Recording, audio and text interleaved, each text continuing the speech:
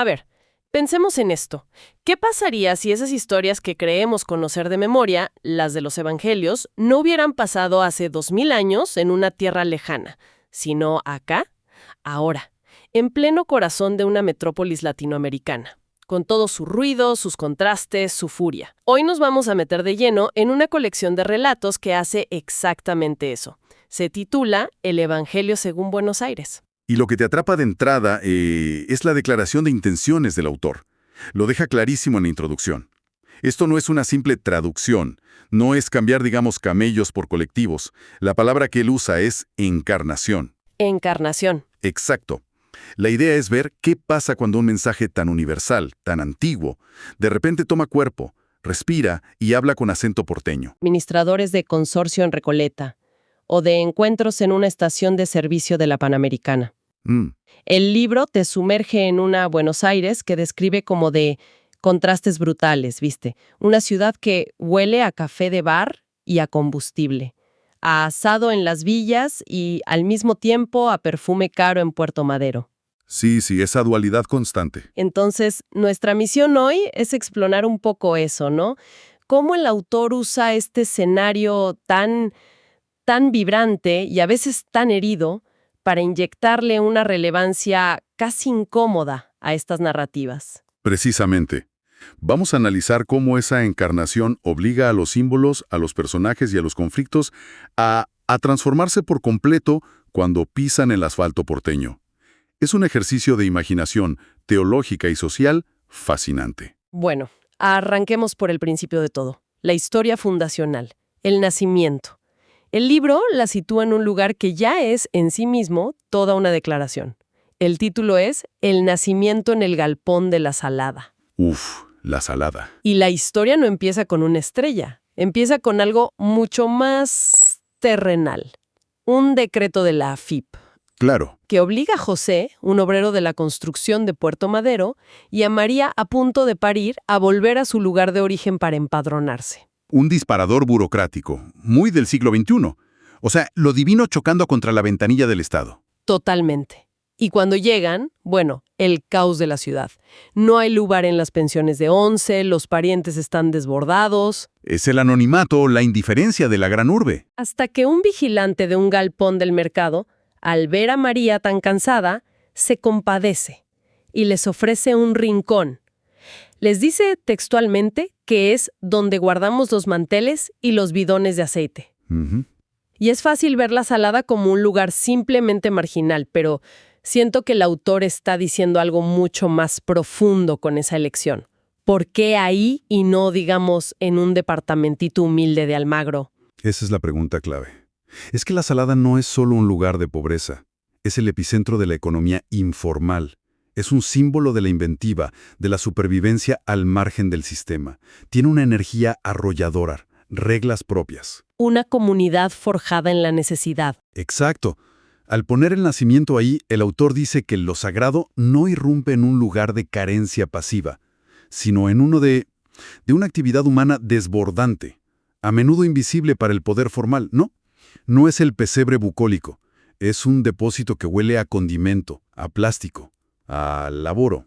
Ancla la historia en una realidad muy específica. Y muy activa. Y los detalles que usa para describir la escena son brutales.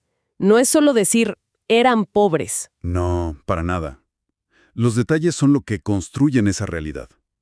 El texto dice que al niño lo envuelven en un repasador, no en pañales, un repasador. ¿Y la cuna? La cuna es una canasta de choclos que José encuentra por ahí y la forra con lo que tiene a mano, aserrín. Y páginas del diario Clarín. Es que esa imagen, las noticias del día sirviendo de lecho para algo nuevo, es potentísima. Es la precariedad y la creatividad del lo atamos con alambre elevada a un nivel sagrado. Son esos detalles los que hacen que la historia respire, que se sienta auténtica. Y esta misma lógica de encarnación, digamos, la aplica a la anunciación. Acá no hay pastores en una colina, son camioneros. Claro. Están haciendo una parada de noche en un bar de Pompeya, escuchando la radio, tomando un café. Un escenario mucho más nuestro, mucho más reconocible. Totalmente. Y en medio del informativo deportivo, la transmisión se corta. Pero no le interrumpe un coro de ángeles, sino algo que el autor describe como un tango celestial. Un tango celestial, es increíble. Y de pronto, un ser luminoso se materializa junto a la barra y les anuncia que van a encontrar al Salvador acostado en una canasta de choclos. Ese concepto, el tango celestial, es una imagen tan específica, casi chocante. ¿Qué nos dice sobre cómo lo divino tiene que adaptarse para ser escuchado acá? Los dice que lo divino no puede hablar en un idioma extraño. Para llegarles a unos camioneros de Pompeya, el mensaje tiene que sonar a algo que ellos puedan reconocer, ¿viste? Y el tango es el sonido del alma de Buenos Aires, con su melancolía, su pasión, su drama. Claro. Entonces un tango celestial sugiere que el mensaje divino no borra la cultura local, sino que la habita, la usa como su propio canal. El milagro deja de ser un evento importado y se convierte en un rumor de barrio, algo que se cuenta en la mesa de un bar o que sale por la radio AM entre un resultado de fútbol y el pronóstico del tiempo. Lo sagrado que irrumpe en lo profano sin pedir permiso. Y hablando su mismo idioma. Es fascinante. Pero a ver, ¿qué pasa cuando se tiene que adaptar algo más abstracto, como una enseñanza, una parábola? ¿Cómo se encarna una idea? Ahí el desafío es mayor, claro, y el libro lo resuelve de una forma brillante. Tomemos el primer milagro, por ejemplo. En las bodas de San Telmo. Sí. La escena es súper reconocible. Una boda trendy, ¿viste? En un conventillo reciclado en pleno barrio bohemio. La fiesta está a pleno. Casi que podés escuchar la música. Y ahí, la crisis. Pero la crisis que desata todo no es que falte el vino. No. María se le acerca a Jesús y le susurra al oído.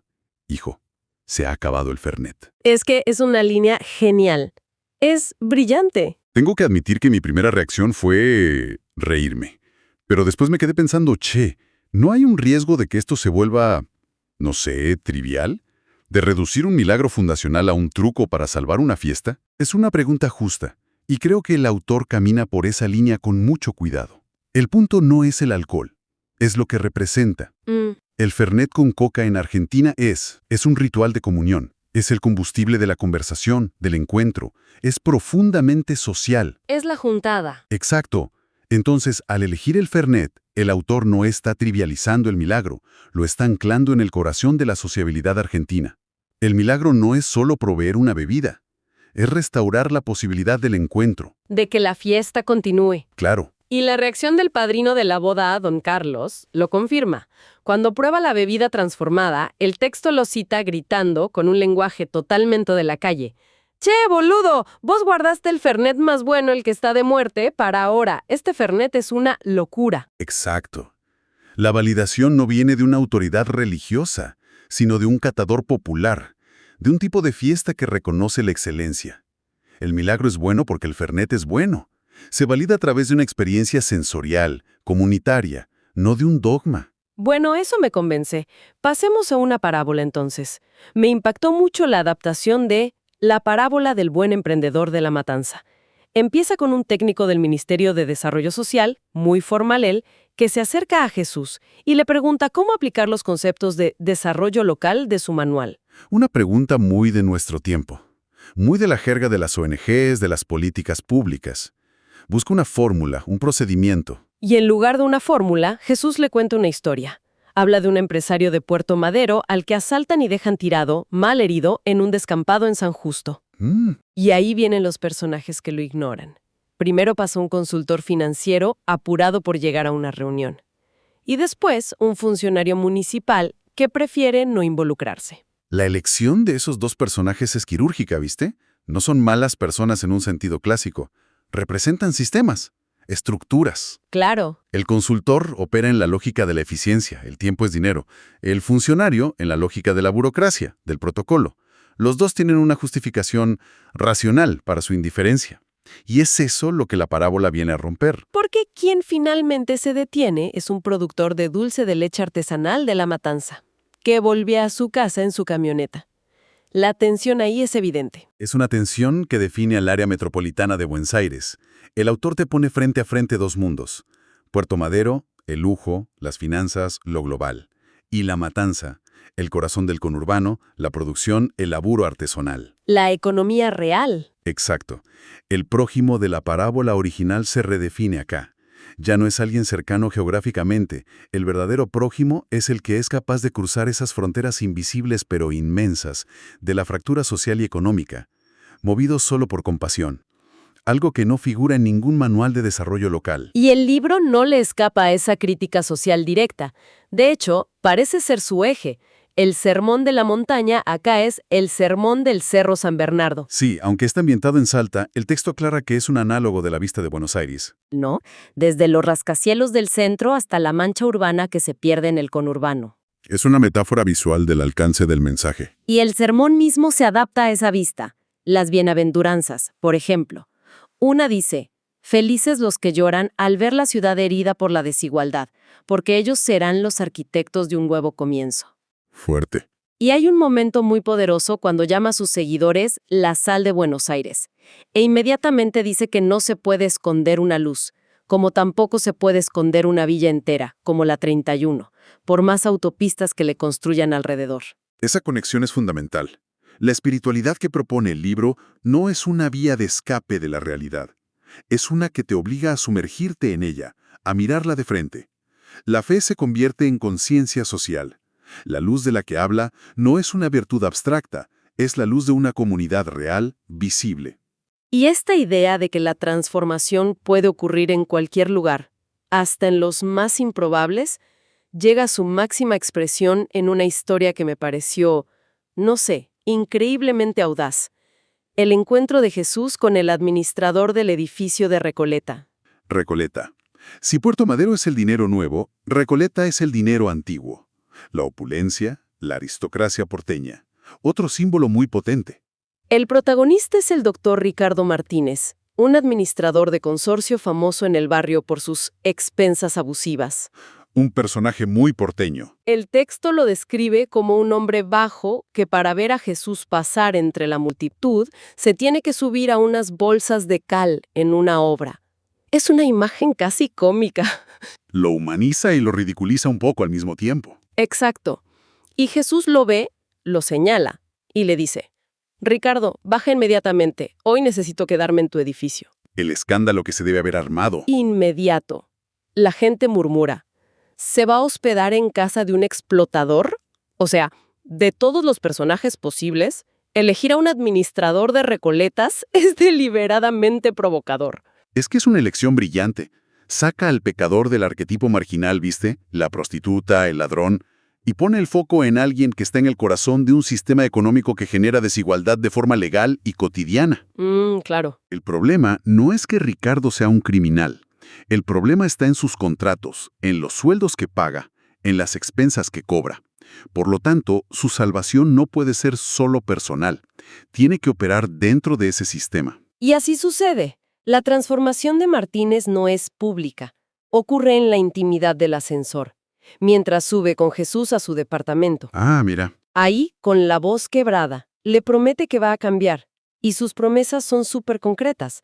Revisar los contratos con proveedores, pagar sueldos justos, crear un fondo de asistencia. Acciones. El texto lo llama, y esta frase es maravillosa, una revolución consorcista. Esa imagen, una revolución consorcista en el silencio de un ascensor en Recoleta, se me va a quedar grabada. Es un cambio tan íntimo, ¿no? Porque demuestra que la conversión se traduce en acciones que afectan la vida de una comunidad, aunque sea la pequeña comunidad de un edificio. La frase final de ese relato es lapidaria. Dice que la salvación, ese día, entró al corazón del sistema inmobiliario porteño. Sugiere que ninguna estructura, por más rígida que parezca, es inmune a la transformación humana. Al final, lo que el autor ha creado es, como él mismo dice, un mapa espiritual de la ciudad. Un mapa que nos muestra que los grandes temas, la esperanza, la justicia, la redención, no son reliquias de museo.